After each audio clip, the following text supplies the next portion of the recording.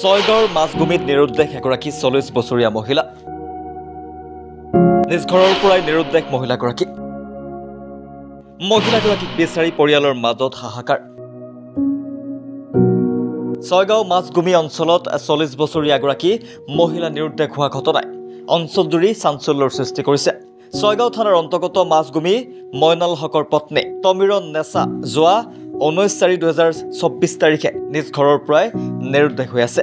নিৰুদ্দেশ হোৱা মহিলাগৰাকীক পৰিয়ালৰ লোকে বিভিন্ন ঠাইত বিচাৰ খোচাৰ কৰিছে, কিন্তু বৰ্তমানলৈকে মহিলাগৰাকীৰ কোনো সম্ভেদ লাভ কৰা নাই পৰিয়ালৰ লোকে। ঘটনা সন্দৰ্ভত ছয়গাঁও আৰক্ষী থানাত এজাহাৰ দাখিল কৰিছে পৰিয়ালে। পৰিয়ালৰ লোকৰ আহ্বান, যদি কোনো সদাশয় ব্যক্তিয়ে মহিলাগৰাকীক দেখা পায় তেন্তে স্থানীয় আৰক্ষী থানা অথবা 600020179111 অথবা 7099396814 নম্বৰত যোগাযোগ কৰক। আমাৰ মাহে আজি 7 দিন হলে যে নহা হয়েছে, আমি বিচাৰি পা নাই কত।